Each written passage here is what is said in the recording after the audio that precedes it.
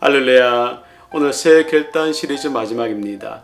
이 사람이 요셉의 아들이 아니냐, 이런 제목의 말씀으로 준비한 말씀 함께 나눌 때에 은혜와 결단의 시간 될 줄 믿습니다. 우리는 늘 하던 생각, 늘 하던 일상의 틀에 갇혀 소중함을 잊어버리고 살 때가 많습니다.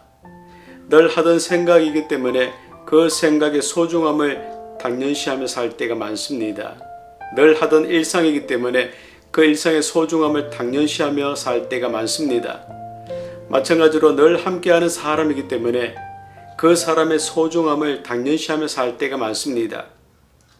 사람이든 물건이든 언제든 필요할 때면 바로 가질 수 있기 때문에 그 소중함을 당연시하며 그 값어치를 잊어버리며 살 때가 많습니다. 하지만 익숙함에 속아서 소중함을 잊어버리는 일은 없어야 합니다. 무엇이든 당연시하는 순간부터 삶의 진보는 사라지고 현실에 안주하며 살 것이기 때문입니다. 익숙하다의 사전적 정의는 어떤 일을 여러 번 하여 서투르지 않은 상태에 있다. 어떤 대상을 자주 보거나 겪어서 처음 대하지 않는 느낌이 드는 상태에 있다. 또 눈이 어둡거나 밝은 곳에 적응해 웬만큼 볼 수 있다. 그런 뜻을 품고 있습니다. 익숙하다라는 말과 비슷한 말은 낯익다, 능숙하다, 익다, 능통하다, 노련하다, 친하다, 친숙하다, 이런 말들이 또 있기도 합니다.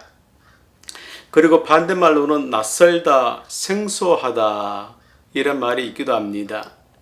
물론 익숙함에 젖어 살면, 익숙함 때문에 소중함을 당연시하며 살면 내가 편하게 될 것입니다. 하지만 그 편안함 때문에 결국 내 영혼이 죽게 됨을 우린 결코 잊지 말아야 합니다.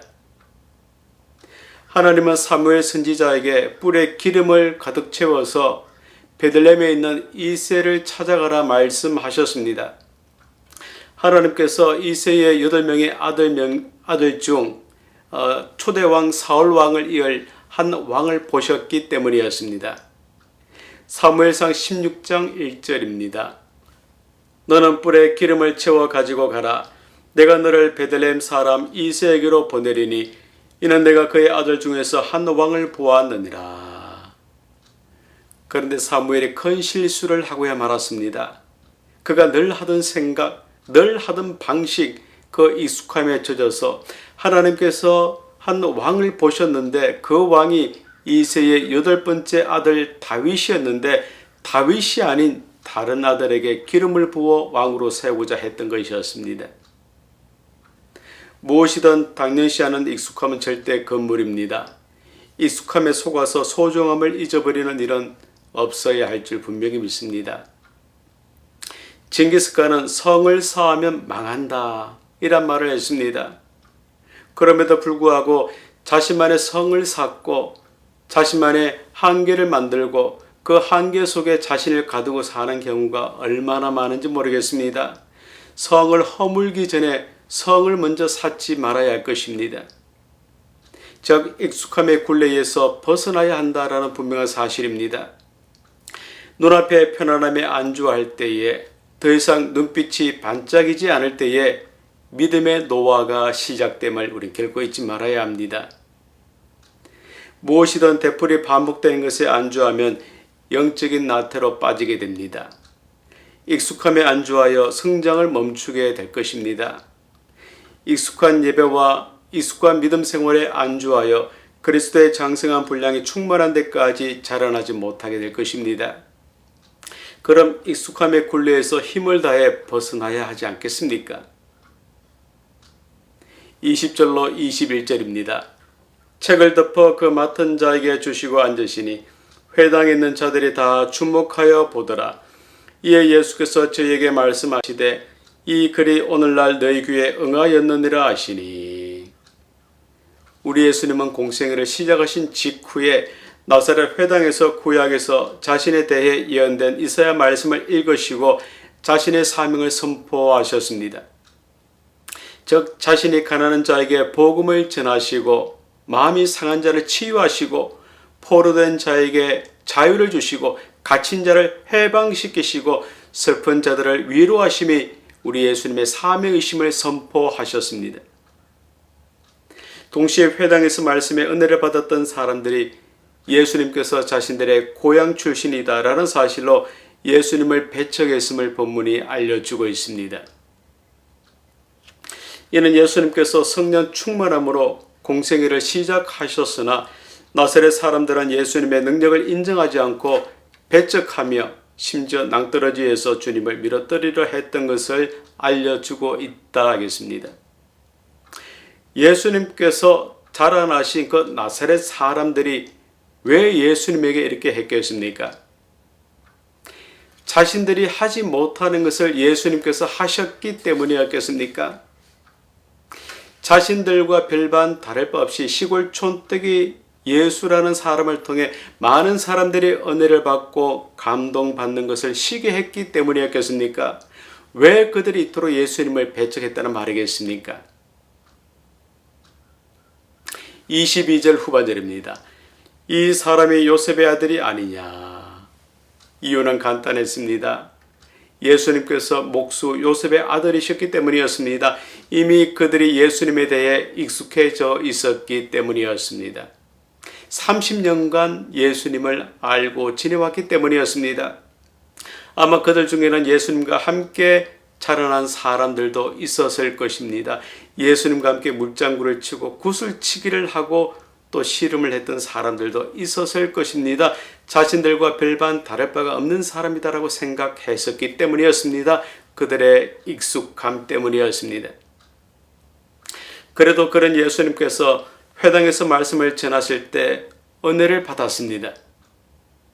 하지만 거기까지가 그들의 한계요, 그들의 전부였습니다. 더 이상 예수님의 말씀을 들으려고 하지도 않고 알려고도 하지도 않았습니다. 그들의 익숙함 때문이었지요. 예수님께서 자신들과 별반 다를 바가 없는 사람, 목수 요셉의 아들로만 그들이 알고 있었기 때문이었습니다.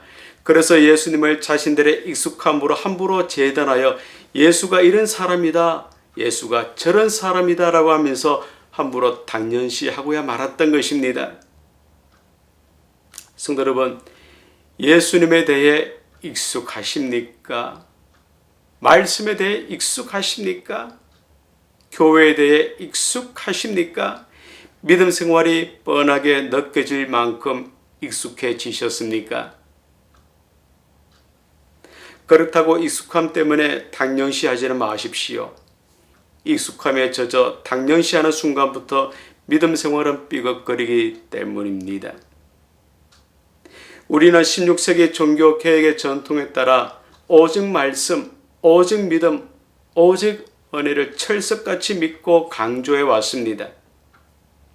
그래서 이 세 가지 모토가 기독교 복음의 중요한 근간이요 기초가 됨을 당연시하며 살아왔습니다. 하지만 이 세 가지 모토에도 아주 중요한 그러한 단점이 있음을 우리가 잊지 말아야 합니다. 오직 말씀만을 강조하다 보니까 말과 지식에 치우치는 경향이 있게 되었습니다. 오직 믿음만을 강조하다 보니까 행동을 등한시하는 그러한 모습들이 있게 되었습니다. 또 오직 은혜만을 강조하다 보니까 책임을 등한시하고 감정에만 치우치는 그러한 경향들이 있게 되었습니다. 이 사람이 요셉의 아들이 아니냐?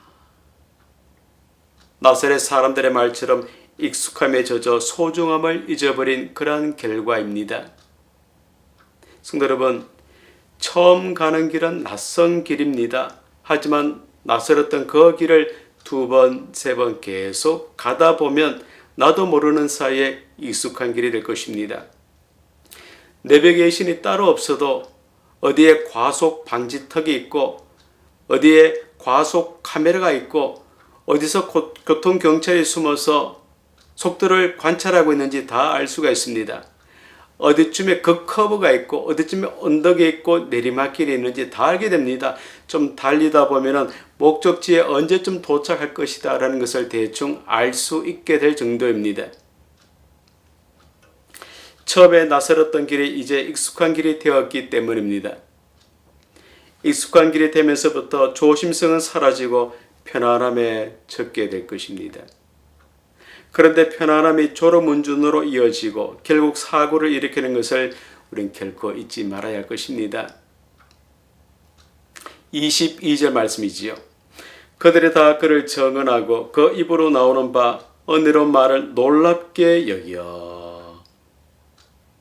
여기 정언하고의 본래 뜻은 칭찬하다, 그런 뜻을 품고 있습니다.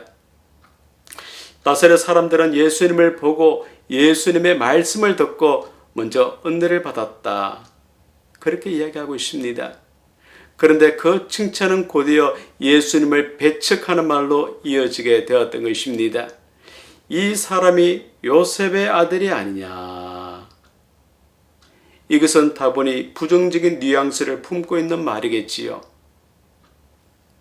그러니 믿음 생활의 생명력을 잃지 않기 위해서는 우리는 익숙함에 빠지지 말아야 합니다.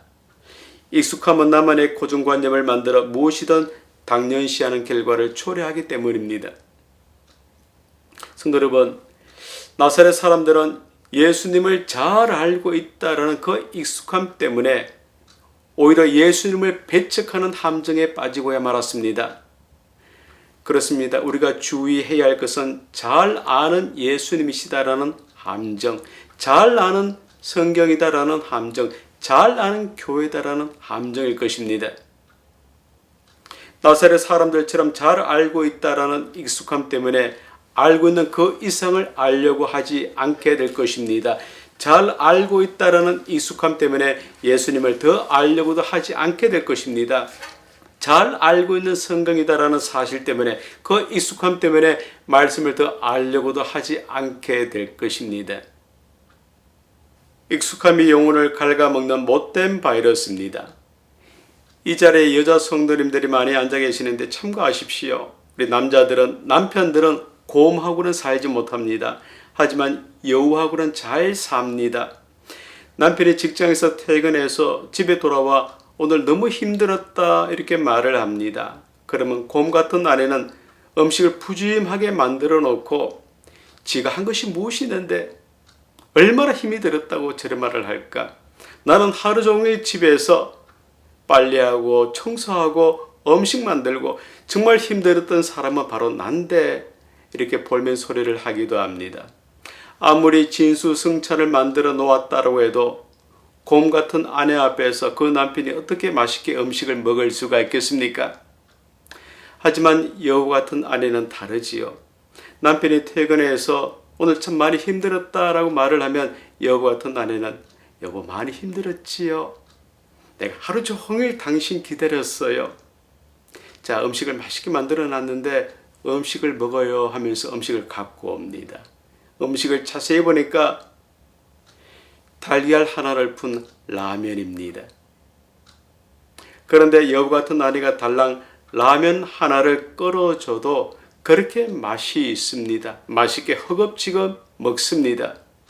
곰 같은 아내하고는 살지 못해도 여우 같은 아내하고는 잘 삽니다.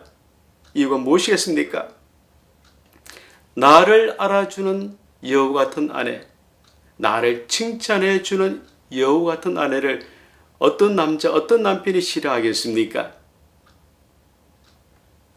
하지만 남편들이여 조심하십시오. 여우 같은 아내의 사랑에 익숙해져 당연시하면 곤란해질 것입니다.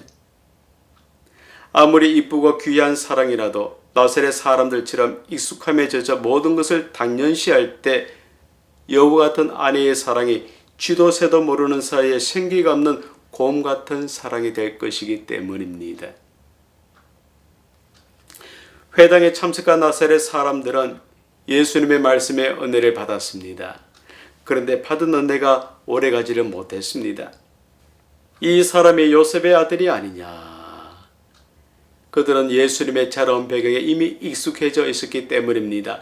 이처럼 사람은 누구나 자신에게 이미 익숙한 삶에 익숙하게 됩니다. 노아의 홍수에 대한 사건, 그리고 다니엘의 그 굶주린 사자 굴속에 대한 사건, 다윗과 골리앗에 대한 사건, 이스라엘 백성들이 홍해를 건넌 사건, 심지어는 예수님께서 십자가를 지신 사건에 대한 말씀을 선포하면 이미 귀에 못이 박히도록 들은 말씀이다라고 단정 지으며 아예 들으려고 하지도 않습니다. 익숙하면 편하고 쉽기 때문이지요. 이것이 영혼을 죽이는 일임을 결코 잊지 말아야 할 것입니다. 다시 22절입니다. 그들이 다 그를 정언하고 그 입으로 나오는 바 은혜로운 말을 놀랍게 여겨 이르되 이 사람이 요셉의 아들이 아니냐. 회당에 참석한 자들이 예수님의 말씀에 은혜를 받았답니다. 충격을 받았답니다. 지금까지 회당에서 말씀을 듣는 일은 종교의식이었고 고된 노역이었습니다. 회당에 반드시 참석을 해야 하고 반드시 말씀을 들어야 하는 의식이었을 뿐이었습니다. 게다가 구약의 예언서를 읽어주는 것으로 그치니 지루할 뿐이었습니다. 예수님의 말씀을 듣기까지 회당은 지루함의 장소였고 말씀은 졸음을 재촉하는 수면제와 같을 뿐이었습니다. 그런데 그랬던 나세렛 사람들이 큰 충격과 같은 은혜를 받게 되었습니다. 지금까지 이런 설교가 없었기 때문이었습니다. 잠을 자던 자신들의 영혼을 깨우는 우레와 같은 설교였기 때문이었습니다. 하지만 안타깝게도 은혜는 거기까지가 그들의 한계이자 그들의 전부였습니다. 왜냐하면 그토록 원하던 그 은혜로 말씀을 전하는 사람을 자세히 보니까 그 사람은 자신들과 전혀 다를 바가 없는 시골 촌뜨기 가난뱅이 예수였기 때문이었습니다. 평소 조금 달라 보이기는 했었지만 그래도 자신들과는 큰 차이가 없는 예수였기 때문이었습니다. 늘 시골 그 마을에서 보던 예수였기 때문이었습니다. 늘 자신들처럼 먹고 마시고 입고 자며 그렇게 사는 사람이었기 때문입니다. 자신들처럼 예수도 교육받지 못한 한 사람이었기 때문이었습니다. 예레미야 22장 21절입니다. 내가 평안할 때에 내가 내게 말하였으나 내 말이 나는 듣지 아니하리라 하였나니 내가 어려서부터 내 목소리를 청종치 아니함이 내 습관이라. 성도 여러분, 아무리 존귀한 것일지라도 그것에 익숙하게 되면 그래서 습관이 되고 고정관념에 빠지게 된다면 나만의 한계에 빠지게 될 것입니다. 어찌 이런 모습으로 이미 주어진 은혜 또 앞으로 주어질 하나님의 은혜를 받아 누릴 수가 있겠습니까? 나사렛 사람들이 보니까 그토록 은혜로 말씀을 전하는 사람이 자신들과 별반 다를 바가 없는 예수였습니다. 목수의 아들 예수였습니다.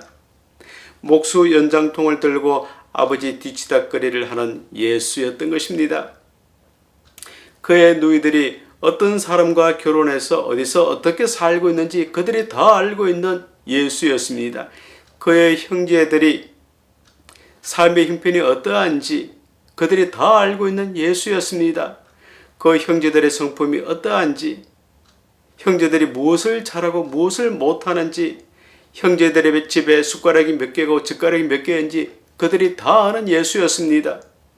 게다가 그의 어머니 모친이 결혼도 전에 임신을 했었던 사실을 그들이 다 아는 예수였습니다. 그런데 이런 예수가 불현듯 회당에서 말씀을 전하는 것을 나사렛 사람들이 용납할 수가 없었던 것입니다. 그래서 그들이 이렇게 고백을 했지요. 이 사람이 요셉의 아들이 아니냐. 그들은 익숙함 때문에 예수라는 아주 존귀한 보배를 놓치고야 말았습니다. 성도 여러분, 아내가 자기 나 사랑해라고 한다면 무슨 뜻이겠습니까? 내가 사고 싶은 물건이 있다, 뭐 그런 뜻이지 않겠습니까? 아내가 여보 나 화 안 났어 라고 한다면 무슨 뜻이겠습니까?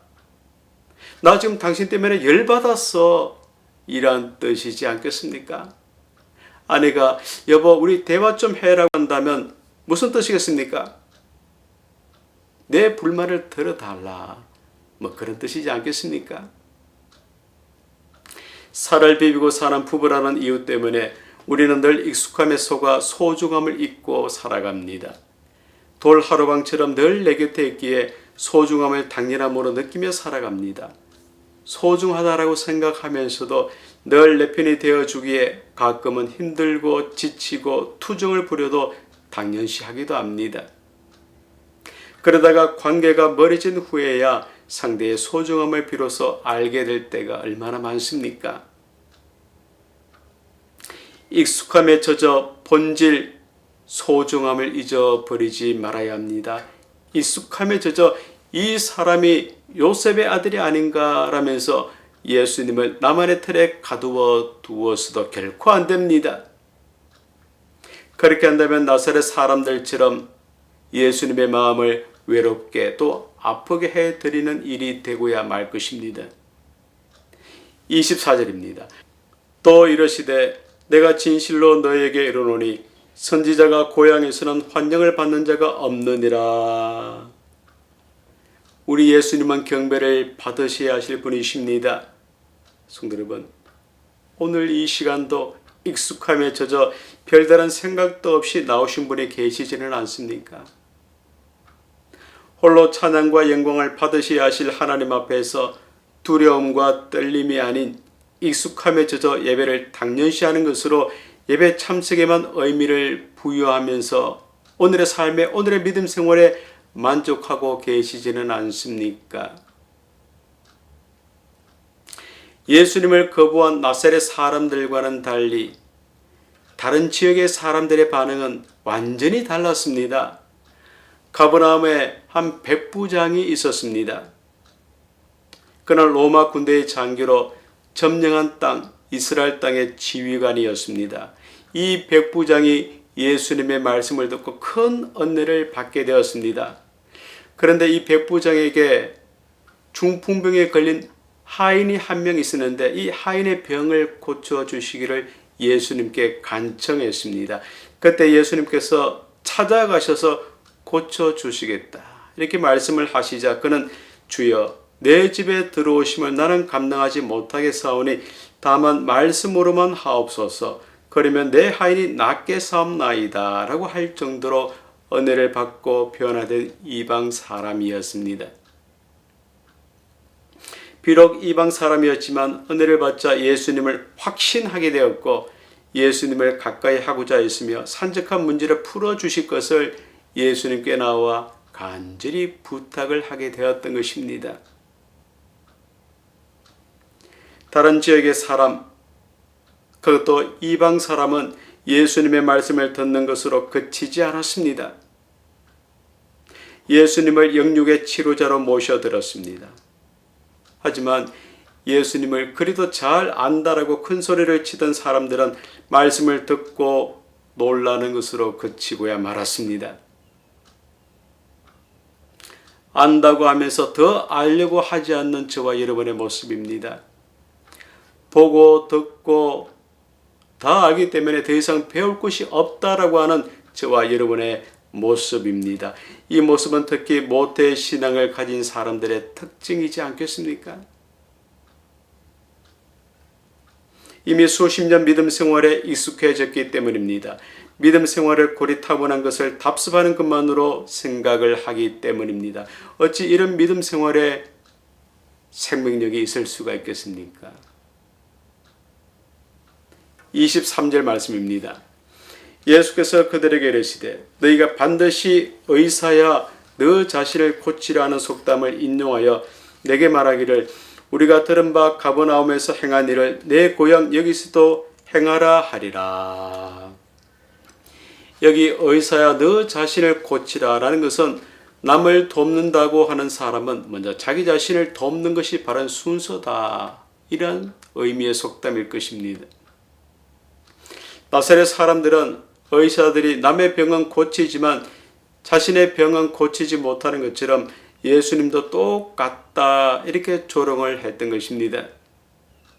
그들은 예수님께서 다른 일은 잘 하면서도 자신의 것은 돌보지 않는다라고 조롱을 하였던 것입니다. 한마디로 예수님께서 나사렛이 아닌 다른 동네 가버나움에서 기적을 행하심을 아주 못마땅하게 여겼던 것이었습니다. 그들은 정작 예수님을 더 이상 알려고 하지 않았음에도 불구하고 그들 스스로 은혜의 한계를 정하였음에도 불구하고 그 은혜가 다른 지역의 다른 사람에게까지 확산되는 것을 아주 반대했던 사람들이었습니다. 너무도 잘 아는 예수라고, 더 이상 알 것이 없는 예수라고, 목수 아버지의 뒤치다거리를 하는 예수라고, 그 어머니 마리아가 결혼도 하기 전에 낳은 혼외자라고 그토록 무시하던 사람들이 이제 와서 은혜를 독점하고자 합니다.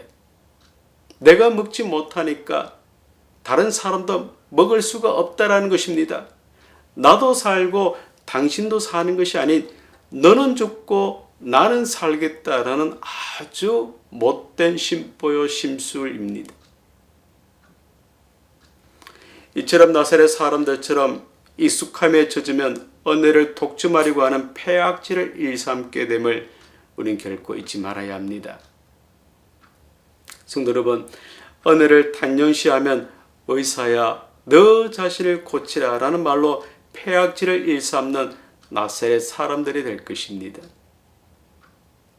못 먹는 감 찔려나 본다라는 속담처럼 내가 안 먹으니까 남도 안 먹게 하겠다라는 아주 못된 심술입니다.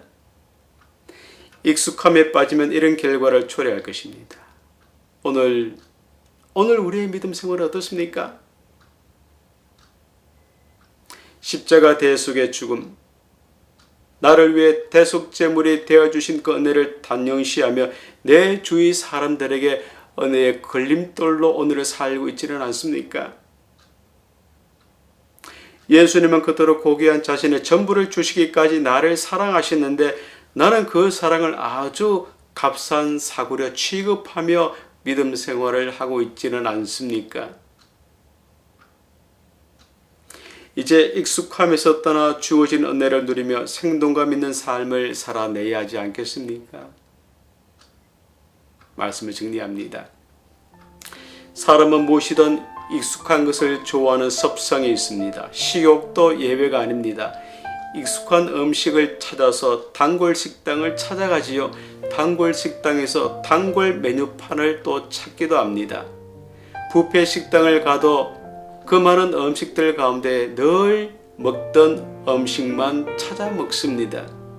어디를 갈 때에도 익숙한 길로만 갑니다. 무엇을 할 때에도 늘 하던 방식만 고집할 때가 얼마나 많습니까?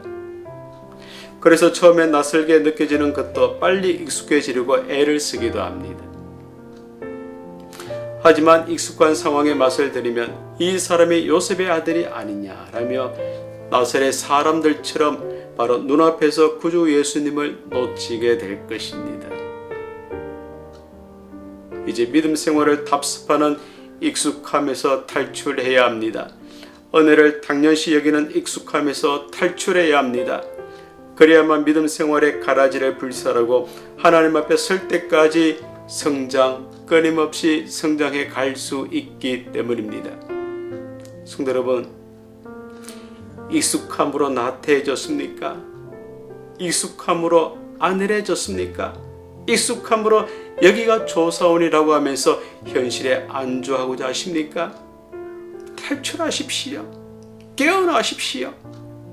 다시 달리십시오.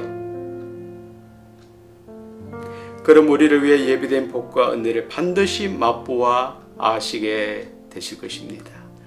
이 자세로 믿음의 성장을 이루어 가시는 모든 성도들이 다 되시기를 주 예수 그리스도 이름으로 간절히 축원드립니다.